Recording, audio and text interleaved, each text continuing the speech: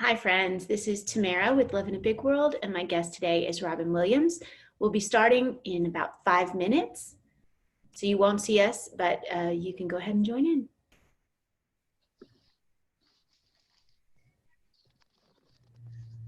Robin, I just opened it up so people could join. Okay. So if you want to turn off your video for a minute, that's fine. We'll get started right at 2 your time. Okay.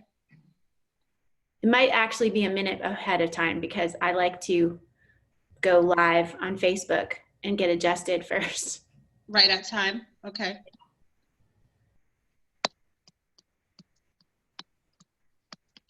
Hi, Gail. Welcome to Love in a Big World. Thanks for joining us. We're going to get started in just a few minutes. We're going to give a few people an opportunity to join in. And you will see a video.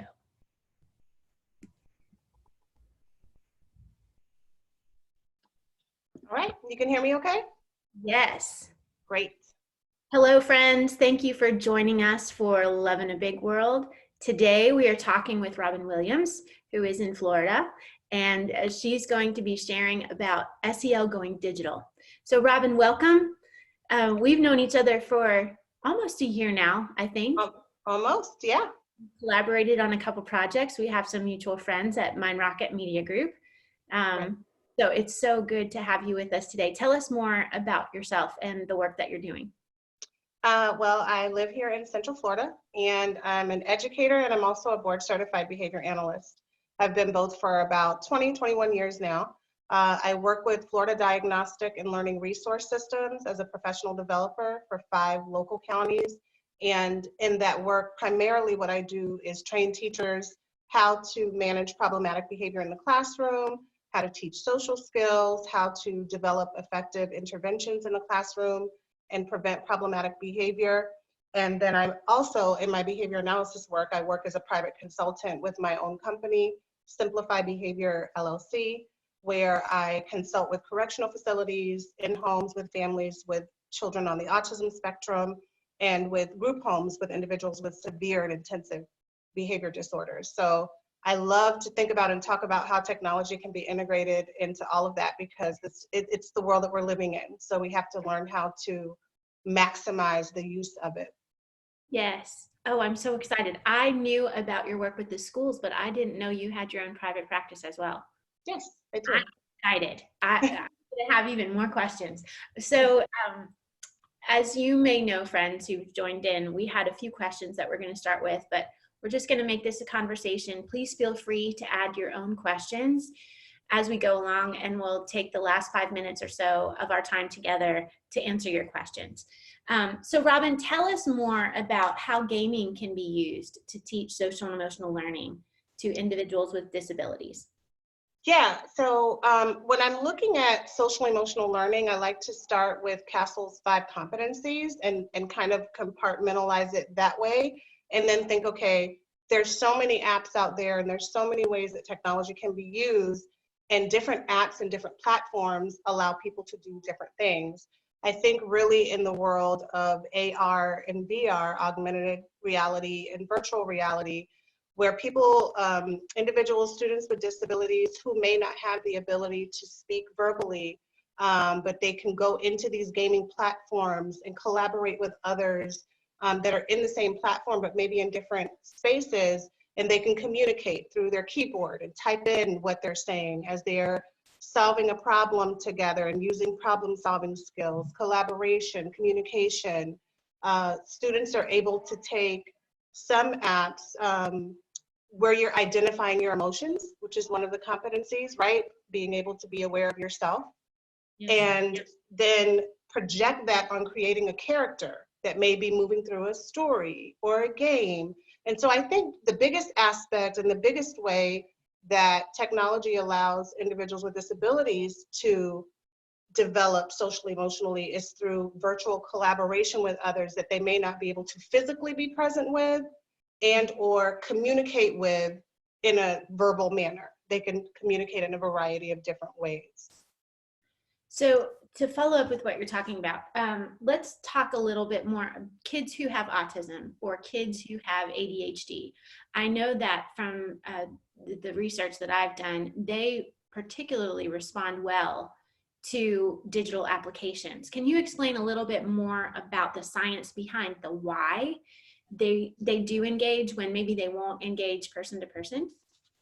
Some of the science and some of the research that I've read is that it is much more aversive, and because sometimes part of the deficit and part of the disorder of autism is not being able to read those social cues. So when you're person to person with someone and you're talking to them, or you're expected to maintain a certain level of eye contact and or physical interaction, that can be aversive. So that's going to have those types of social behaviors minimized in a face-to-face setting. But in a digital space and through different technological platforms, those barriers are minimized and sometimes even alleviated. So it makes different types of learning and different types of expression of social emotional expression and communication more accessible to kids who are on the spectrum or kids who may have ADHD. I recently became an ambassador for 3D Bear. Are you familiar with 3D Bear? No. 3D Bear is a online platform that is all augmented reality. No. So what we're doing right now, we're in the process of talking, and I'm reading some of their research, that the platform was developed by some Finnish researchers and educators. And we're in the process now of actually running some trials. I'm running some trials with some of my private clients who have autism on how we can take that platform and use it to help them develop social, emotional, and communication skills. So for one of the individuals that I'm currently working with privately, he's diagnosed with autism. I thought that was my phone. It's okay. He's diagnosed with autism and Down syndrome, and he has the ability to verbally speak. He currently uses his touch chat to speak, but he's heavily prompt dependent on using that touch chat to speak. However, when I give him problems to solve in this augmented reality space, so, okay, I might say, okay, John, I want you to create what would be your perfect dinner meal, because he can go in, he shines his iPad or my phone or his phone onto like a flat surface, and he can select, okay, let me put a dinner plate in, let me put yogurts and apples and whatever his favorite foods are. And then him and I begin to have a conversation and talk about healthy choices, why it's healthy, how does that make you feel when you eat healthy food. So we're building social emotional, but we're also building communication through this augmented reality. So we're looking at how we can use that platform more with students with autism, something I'm really excited about. So when that webinar comes out, I'll be sure to share it with you so you can learn more about 3D Bear. It's pretty cool. Yes, and we can share it with our friends with Living. Yeah. So a question, as you're working with the kids, whether it's in AR or VR or another application, is there a place that or a point in time when you're hoping to see transfer from the gaming environment to the real world environment? And when does that occur? Or is it different for everyone? It would definitely be different for everyone, and that's all based on learning history and how much time we have to work with that child. But eventually that's the goal, right? We want our kids to generalize all of the behaviors that we're teaching them, whether they be academic skills or social emotional skills, to all of the environments where they exist. If we're teaching something in a therapeutic setting, we want them to do it at home as well, and vice versa. If we're teaching something at school, we want them to do it at the clinic and at home.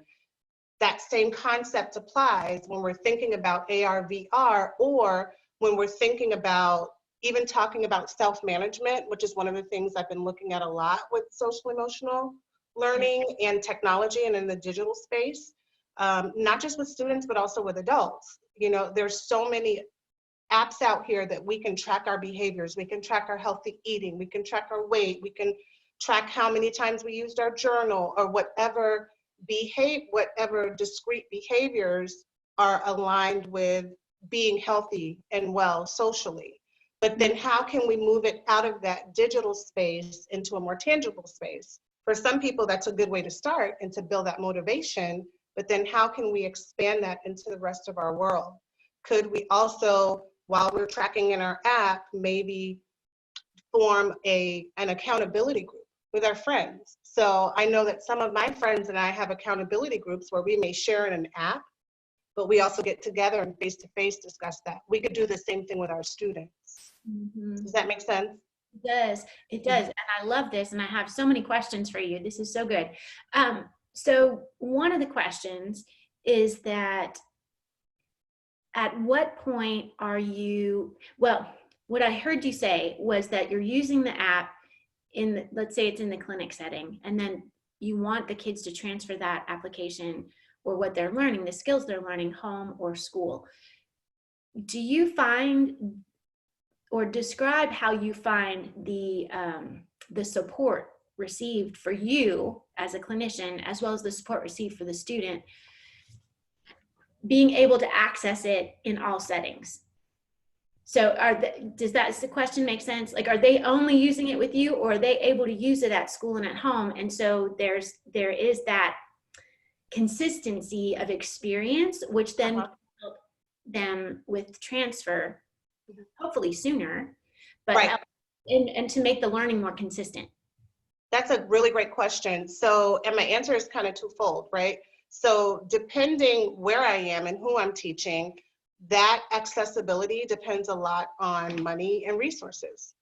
Some individuals don't have access to the technological tools that I may have in a clinic setting or even in a school setting at their home.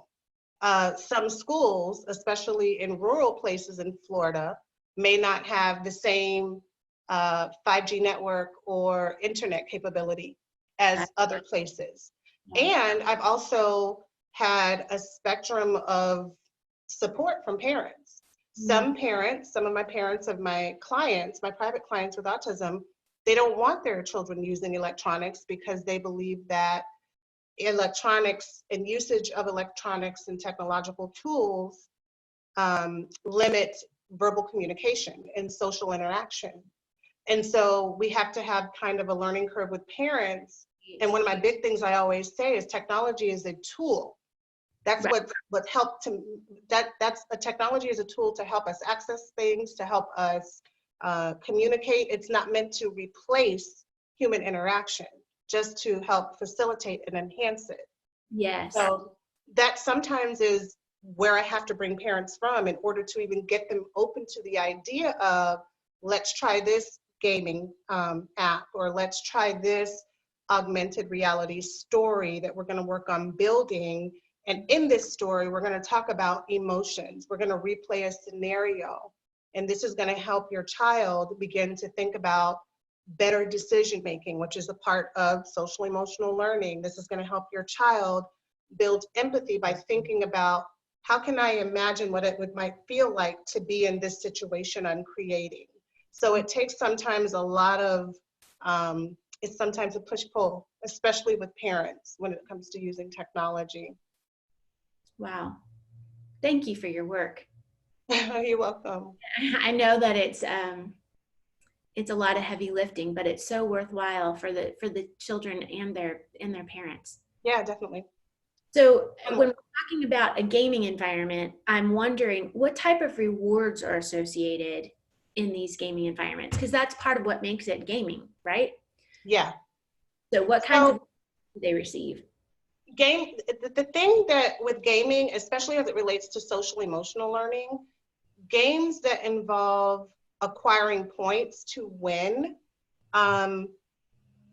they don't have what I've seen, and my use of games has been a little more limited than like the AR platforms and some of the self-management tools. But in the ones that I've seen, the games that have students gaining points in order to win the game don't seem to have as much of an effect on building social emotional competencies as games where students have to solve a problem or imagine or live out a story through the game. There seems to be more collaboration and more of a win when people have to solve a problem together to get to the end goal instead of acquiring points. So the focus for me when I'm working with students or clients and we're using gaming in their treatment and their therapy in their instruction for social emotional learning. I'm really focused less on rewarding by points and winning the game, but more so solving a task, solving a problem, or working collaboratively. That's good. Mm-hmm. So you mentioned that there is a plethora of apps available. Do you find that that is helpful, or are we getting to the point in educational technology where it's splintered and therefore not as effective? What are your thoughts on that? That's a good question. I think I always like the idea of having options, right? But I'm also the person in the same breath who will tell you, oh my God, there's 300 types of bread for me to buy. I don't know what to buy, right? So I think that the same thing could happen in the app and technology world.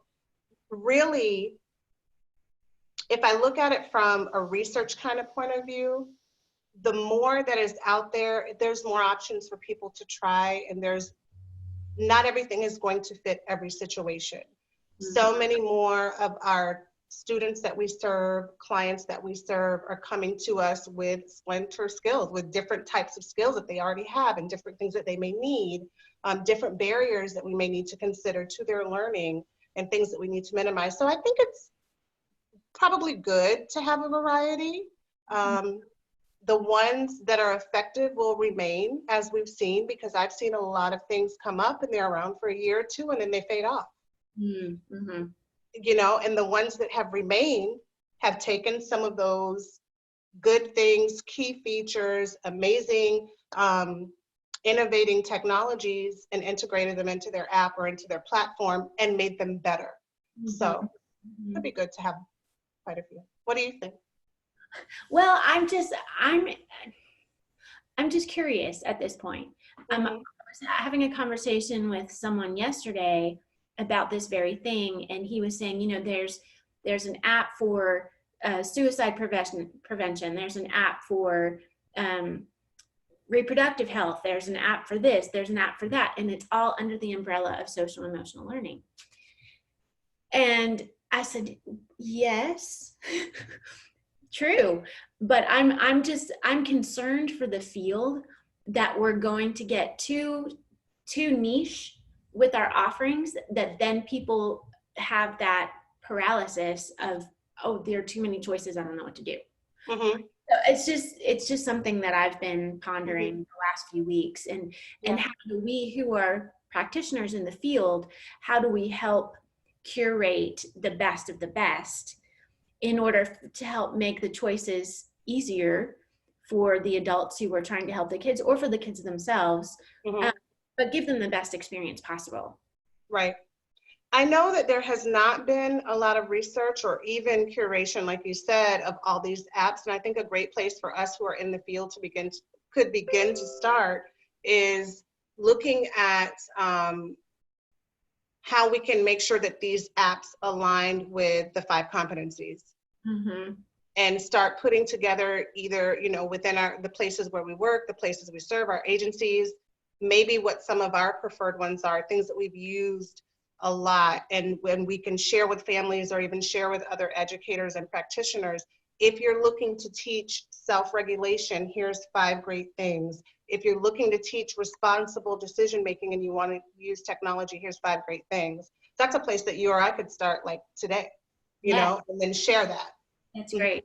That's great. Well, and please, if you have resources that you'd like to share with our friends who are participating today, and if they weren't able to join us, who at least registered, please email that to me, and I will coordinate that for everyone. You got me thinking. That may be a good thing. Yeah, that would be great. So in addition to 3D Bear, are there other apps that you would recommend to folks? Yes, well, I think that most people in the educational space know that Calm now has free applications for educators. That's great for self-regulation. I've been in plenty of classrooms lately that teachers are using it, and even teachers are using it home with their own children who are 3 and younger, just to focus on breathing, to focus on taking a quiet time to reflect on how you're feeling, and then not just leaving it there, but then supplementing that with actual lessons that give kids the words and the tools to be able to talk about what they're feeling. I think that sometimes we drop the ball because we think, okay, I'm going to do 5 minutes on this app and then that's it. That's the end of my social emotional learning or my social skills training for the day. And we forget that we have to supplement that with some direct instruction, with some groups, with some circles. There are many different things that we can pull together. So Calm is one I like. One that I use personally for self-regulation, and I've recommended to some high school teachers and teachers of older students, maybe 8th grade, like middle school, is Fabulous Motivate Me. It's a motivation app.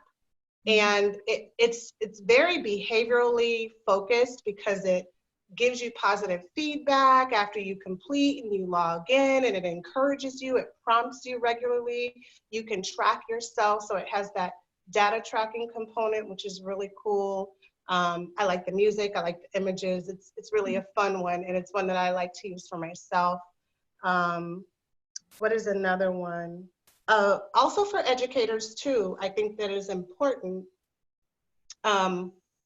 In the classroom, we're dealing so much with problematic behavior, and that's part of the whole social, emotional, social skills thing. But sometimes as educators, we don't know how to find the best interventions or support for the students that we serve. So another online platform that I've been using is called Skills BIP Builder. It is a paid platform. You do have to pay for it, but it is so great because it helps you in a 35-question questionnaire that you can click through, determine the function of problematic behavior, the reason why, and the behavior analyst in me loves this, the reason why your child or your student may be engaging in a certain behavior, and then it walks you through the steps of matching your intervention directly to the function. So if we know a student is doing something because it's an attention-seeking behavior, what variables can we manipulate in the environment to provide that attention that they may need? Or what can we teach them to request attention in a more appropriate way? So you develop that intervention plan, and you develop the assessment and the intervention plan in one tool, and then you can just download it in like a Word document, share with parents, share with other people that are working with that child, and it also has a data tracking component as well. So that's one that I've been using a lot lately, and I really like that as well. That's great. That was kind of leads into our next question. How can behavior management and SEL work together for accountability and data tracking? So you mentioned the Skills BIP Builder. Are there other ways that we can use data tracking and accountability to help students? Yeah, I think that the self-management apps that are out there, like the Fabulous, any of them that have a visual display that tracks along as you're logging in, helps students feel more accountable. And then our responsibility as the adult in the environment, and some apps you can even share. Like, you know, what is the really popular one that everyone uses? Class Dojo. You know, Class Dojo has the empathy, social skills included within. So that is one that teachers can see, do the lesson, and then they can also see and share reinforcement and positive feedback for their students for displaying the skills that they've learned in that empathy lesson. So that is one way. And also there is another one, I think it's called ClassMax. ClassMax and Red Critter, they're kind of similar. And my partner, one of my colleagues and I, Mia Lodato, we talked about these at FETC in January. ClassMax and Red Critter also can be linked to your Google Classroom or your Microsoft, if you're a Microsoft teacher. So you can take the data that those platforms collect on behaviors in the classroom and the lessons that you're teaching and the behaviors that students are displaying that you want to see more of, collaboration, talking with others, sharing, whatever it is, whatever you deem, and it can be shared in your Google Classroom spreadsheets or with your Microsoft EDU. That's great. So getting into one of our final questions about what does implementation look like on a daily basis, I just want to invite those who are participating, if you have a question for Robin or for me, please go ahead and enter that either into the chat or the Q&A so that we can take the last few minutes of our time together and address those questions. While you're doing that, Robin, if you would tell us a little bit more, what does implementation look like on a daily basis, whether it's in the classroom, in the clinic, or at home? Yeah, in the classroom, I have found that teachers have to make sure that they give themselves their own prompts and cues and reminders to either check that they have delivered through their social platforms, whether it be an app or like an online platform, that they have delivered the feedback to students that they need on the social emotional skills that they're working on or behaviors that they want to see. They have to remember to do it on a regular basis. So teachers have either set reminders, it's a ding, it's a phone chime, you know, all of the things that technology helps us do in order for those skills to stick. So it has to be on a regular basis throughout the day that you're making sure you're being super intentional about not just let me introduce this skill, but let me make sure I'm trying to notice and giving that feedback so that those skills can generalize, like what you talked about before. In a clinic setting, because clinic settings are so much more, it's a very discrete way to learn. There's some incidental learning going on as well in clinic settings, but it's much more structured in a clinic setting. It's much more timed. I do believe the data collection is easier in that way because you're not with 18 kids, you're with one child or maybe a small group of 5. So I find that data collection is a little bit easier and there's more accuracy with that in a clinic-based setting. Home, it has always been, whether it's traditional behavioral methods or integrating technology into social emotional learning, working with kids in a home setting, I find that the most consistent implementation comes when the therapist or the analyst or registered behavior technician, whoever, is the person that is actually using the technology. I feel like parents are still struggling, and us as professionals, we have to be mindful of that, and also very explicit in how we teach and support parents as well with using technology. It's still kind of new for a lot of parents, so they're not as comfortable. Well, and would you say, Robin, that sometimes for parents too, they're dealing with the emotions of having a child who has some special needs, and there's a lot wrapped up in that. Yeah. As far as maybe feeling like I don't know what to do, or what did I do wrong? Was there something that I could have done that could have stopped this from happening? How do I help now in order to get my child on the best path? I mean, there's just a host of emotions. Would you agree that could Definitely. Way? Yeah, definitely. And I think a lot of times that leaves parents feeling like, well, I'm not the expert. That's too much for me. I'm doing the best I can just to make sure my kid is alive and fed every day, you know?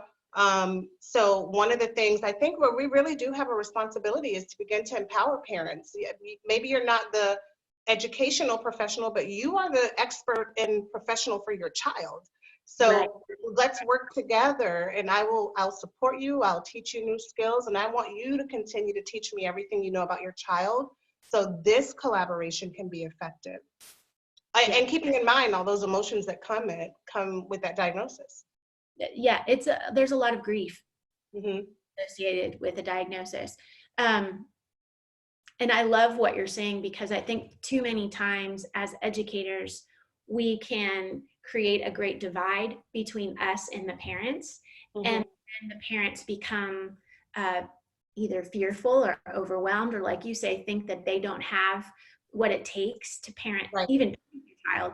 And so recognizing that we're all on the same team, it's Team Kid, we're there for the child and to help him or her succeed, and we need each other. I mean, the parents need us and we need the parents, and when we're on the same page together, we have the best opportunity for the child's success.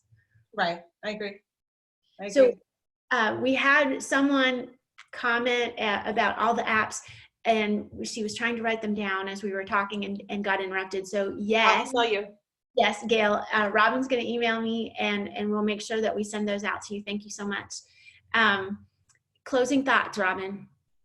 Closing thoughts are, I'm excited for what's happening in the field of education and technology, and specifically social emotional learning and wellness. I mean, platforms, ideas like this, talking about it with other professionals, sharing what we know, is just, I really think we're still in the very beginning phases of continuing to see major breakthroughs for kids, not just children with disabilities, but all children as it relates to learning. So it's exciting. It's really exciting.